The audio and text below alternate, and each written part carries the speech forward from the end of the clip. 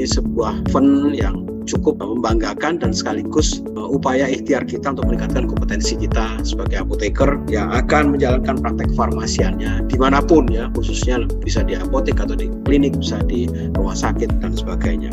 Halo, assalamualaikum. Nah, di sini saya akan fokus kepada bagaimana peralihan yang dilakukan.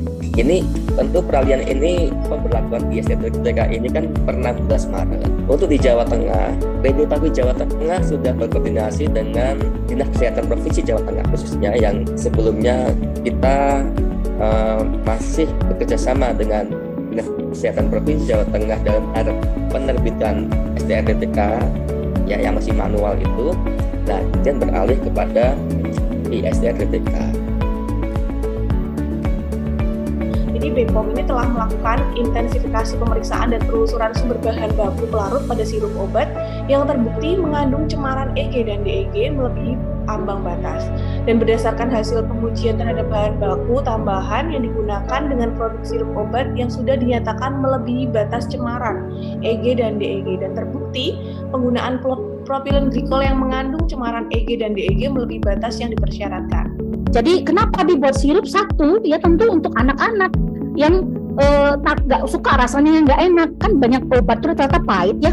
Secara farmakopenya itu kan sering disebutkan tablet parastamol, putih bersih, rasanya sangat pahit ya kan. Untuk menutupinya lah, makanya sirup tersebut diberi pelarut, diberi pemanis ya, diberi pewarna, diberi pewangi. Nah, itu akan mudah kita berikan ke anak-anak.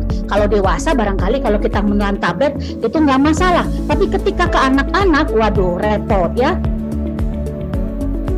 Nah, jadi untuk sirup obat aman itu sudah ada gitu ya listnya atau daftarnya yang bisa dicek gitu ya. Intinya adalah masyarakat, kita sendiri gitu ya, dan yang bekerja di fasilitas layanan kesehatan itu jangan lagi khawatir, jangan lagi ragu untuk memberikan obat sirup gitu ya kepada pasien-pasien kita.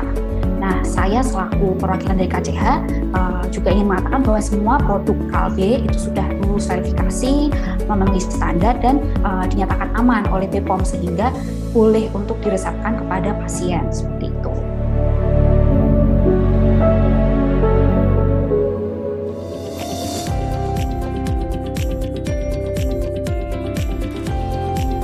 Medikasi yang baik oleh TTK, oleh frontliner, oleh apoteker di apotek itu akan mampu menaikkan omset apoteknya.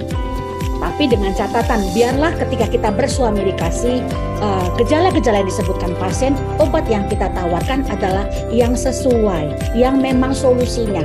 Jadi kalau di apotek jangan pelit-pelit bicara ya, jangan susah senyum yang ramah, bahasa yang sopan, menyapa ketika bersuami dikasih. Di sini kita bahas dulu tentang masalah lambung dulu gitu ya. Jadi MAH atau yang lebih familiarnya itu kalau di kita adalah sindroma dispepsia gitu ya. Itu adalah merupakan sekumpulan gejala yang dideskripsikan sebagai rasa tidak nyaman di perut gitu ya, seperti perut rasa penuh, kembung, nyeri perut, atau nyeri ulu hati. Nah, ini disebut sebagai sindroma dispepsia.